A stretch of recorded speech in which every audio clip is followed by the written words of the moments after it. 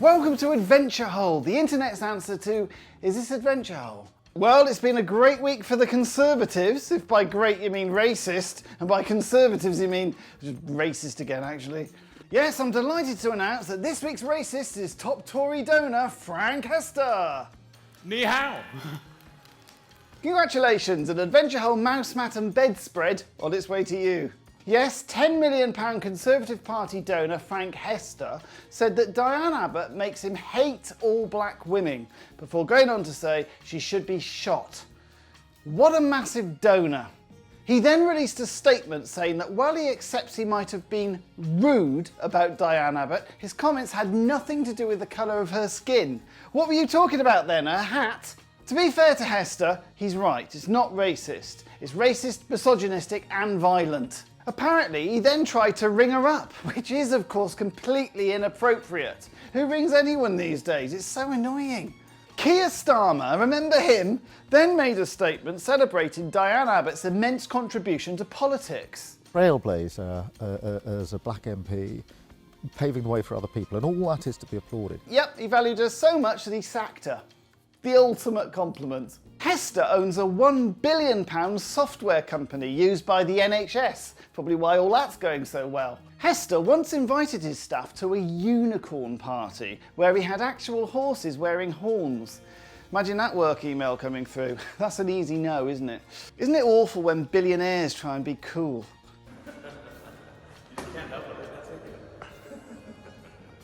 We're all gonna die, aren't we? He's not the best comedian, is he? Or social media platform executive, or aerospace CEO. I mean, apparently he's quite good at funny faces, which could have come in useful if your children still spoke to you. Rishie Sunak immediately condemned Hester's comments as racist 24 hours later and gave all the money back, proving that the Conservative Party does not condone racism in any form. He did do that, right? At Prime Minister's Question Time, Diane Abbott stood up 64 times, and as a mark of respect, the Speaker of the House completely ignored her. Sit down, Diane, it's not about you. On the bright side, Diane, at least you'll never have to go to a party with dressed up horses.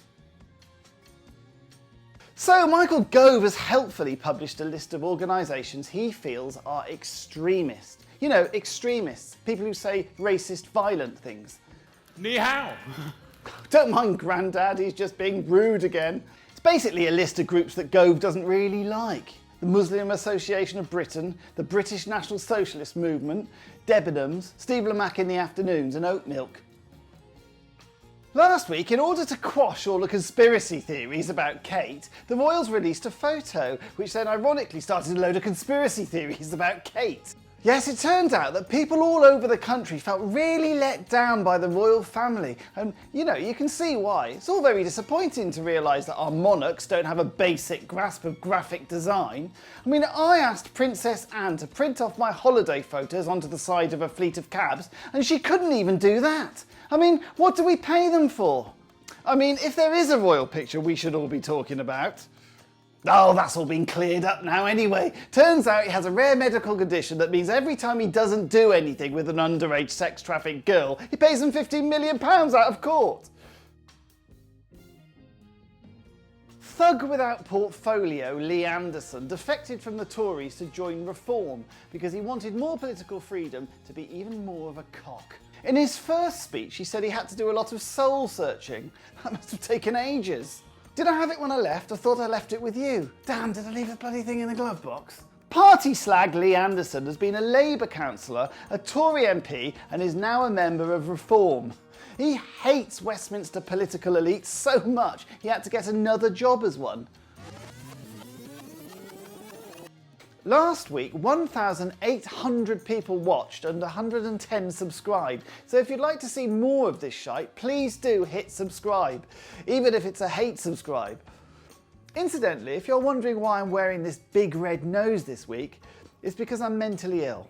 No, I genuinely am. I've got tablets.